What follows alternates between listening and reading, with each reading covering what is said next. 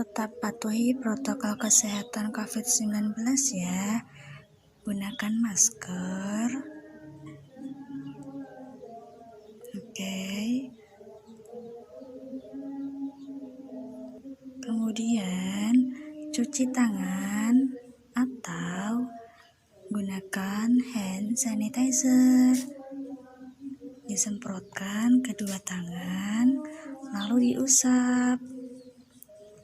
Jangan lupa social distancing juga ya. Oke.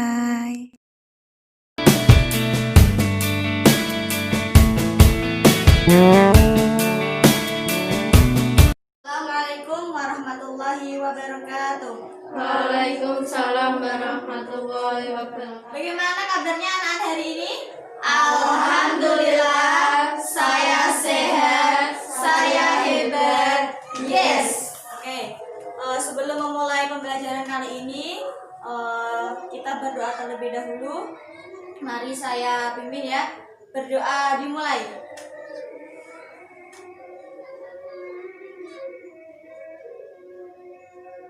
Selesai. Selamat datang di pertemuan kita yang kedua. Sebelum Ibu memulai pembelajaran hari ini, Ibu akan mengabsen terlebih dahulu ya. Yang pertama, mulai dari Ita hadir. Kemudian Cindy hadir. Via, terus Dewi, terus Apip, terus Nova. Berarti semuanya hadir semua ya. Alhamdulillah. Di pertemuan kita yang sebelumnya kita telah membahas tentang jinayat atau jarimah. Kalau jinayat contohnya ada seperti apa? Ya, pembunuhan. Terus ada dua kemarin, pembunuhan dan penganiayaan. Itu merupakan dari contoh perilaku jinayat. Pencegahannya kan nggak mungkin dalam Islam dalam pemaksiatan itu malah dianjurkan, kan nggak mungkin kan ya. Jadi dalam Islam atau dalam ilmu fikih itu ada pencegahannya, yaitu yang dinamakan hudud ya, atau had. Jadi secara bahasa had itu artinya pencegahan. Kalau dari istilah dapat diartikan bahwa hudud. Dalam pertemuan ini kita itu membahas tentang hudud. Di hudud itu ada beberapa bagian atau peta konsepnya tuh. Hudud itu ada 5. Ada 5. Yang pertama kan ada zina, ada minuman keras, ada qazaf, terus ada mencuri, dan yang terakhir itu ada perampokan.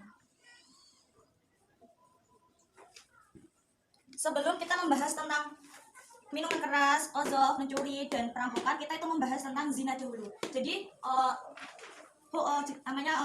konteks kita pada pertemuan ini itu tertuju pada itu baca. Jadi dapat disebutkan apa itu dari hudud tadi. Dan hudud secara istilah, kalau secara bahasa kan pencegahan ya. Kalau secara istilah berarti ya hukuman-hukuman pencegahan tertentu yang telah ditetapkan Allah sebagai sanksi. Ya, kalau hudud itu tujuannya apa?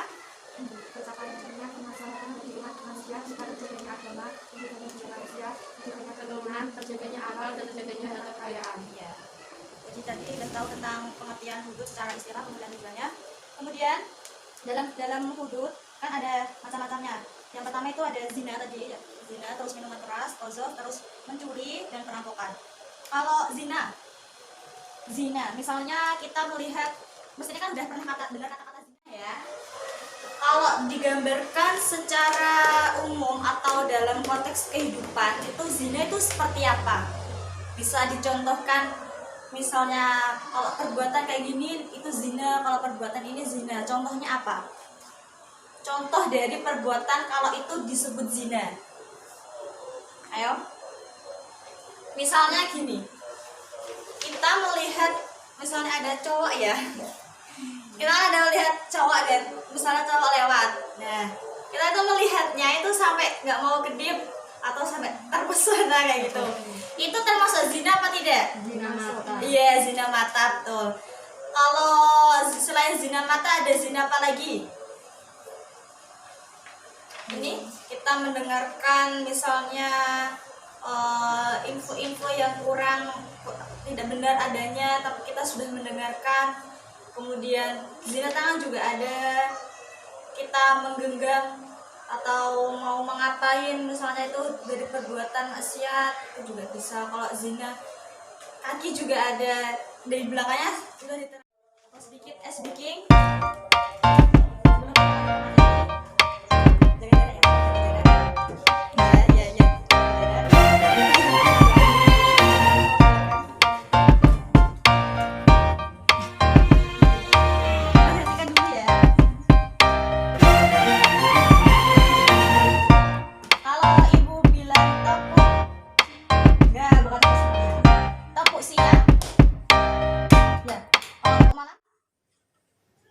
Gak ada suaranya. Tepuk siang, tepuk malam, siang, malam, siang, malam, malam, malam, siang, siang. Oke, terima kasih. Kita duduk. Kita menggunakan metode time token, di mana time token itu yang dimaksud adalah kartu berbicara. Ya, kartu ini bisa berbicara. Ayo. Bukan kartunya yang ngomong ya. Nanti ibu akan menampilkan sebuah video mengenai materi kita hari ini, itu kan tentang bab zina. Jadi kita nanti ibu akan bagikan ini terlebih dahulu ya, dua-dua kartunya. Ya, kosong. Tidak ada hadiahnya. Sudah menerima semua. Nanti ibu minta setelah menyaksikan video ini kurang lebih ada durasi 3 menit, nanti kalian mengambil inti dari apa sih video, maksud video ini. Nah, nanti bisa ditulis di kertasnya, kertas berbicaranya.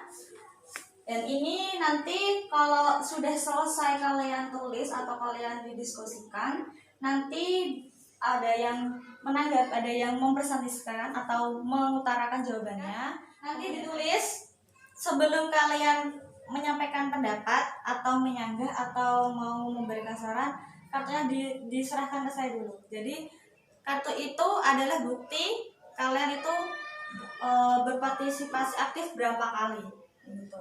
Jadi nanti saya tahu siapa yang masih megang kartu penuh dan siapa yang kartunya sudah habis. Bisa dimengerti? Gitu.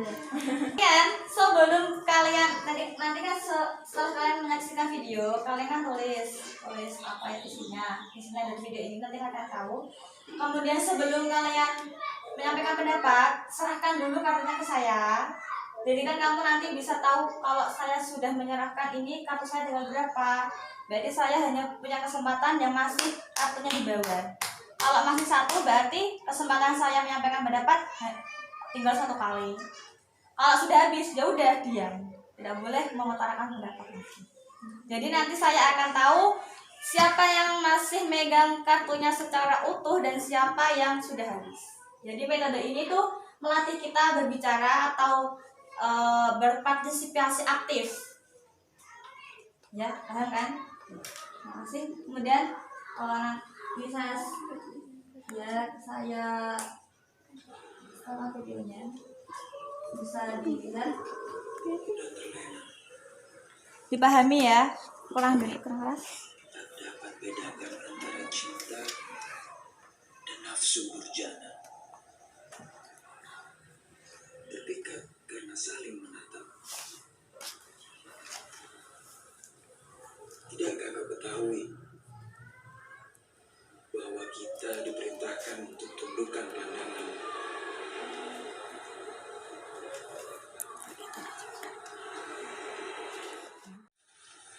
ولا تقربوا الزنا إنه كان فاحشة وساء سبيلا.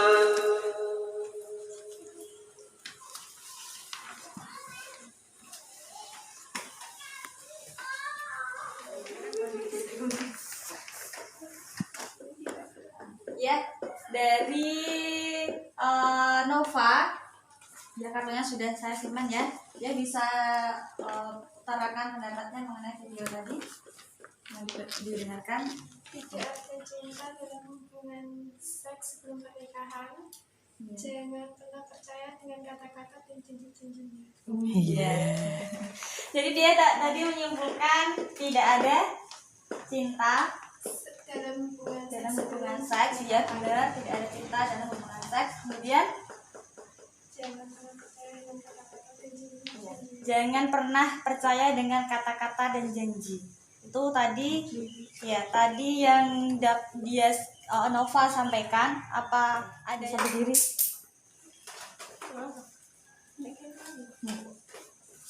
Saya setuju akan pendapat dari Nova karena tidak mungkin, walaupun jika cinta, jika ingin melakukan hubungan seks, kenapa tidak harus langsung nikah? Iya.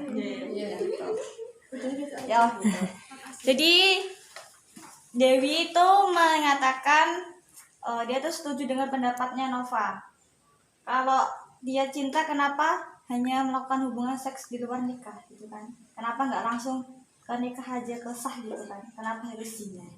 Oke, terima kasih, kita beri tepuk tangan. Apakah ada yang ingin menyampaikan atau? Ya, karena kalian sudah ada tadi yang sudah berani menyampaikan pendapatnya, kemudian ada yang sudah memberi kesetujuan atas pendapat. Jadi sekarang Ibu kasih reward karena sudah berpartisipasi aktif dalam pembelajaran kali ini atau dengan metode time token. Ini Ibu bagikan.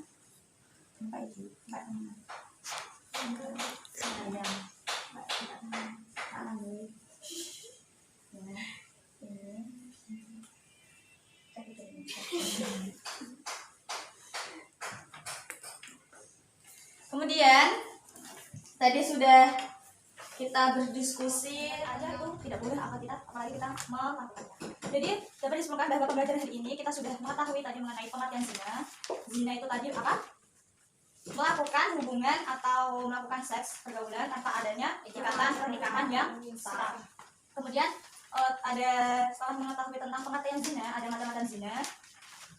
Ya, macam-macam zina sudah dijelaskan di dalam buku, kalian sudah ingat semua. Kemudian selain itu juga ada macam-macam hadnya juga dari zina muhsan. Muhsan bukan zina perbuatan yang dilakukan sudah menikah.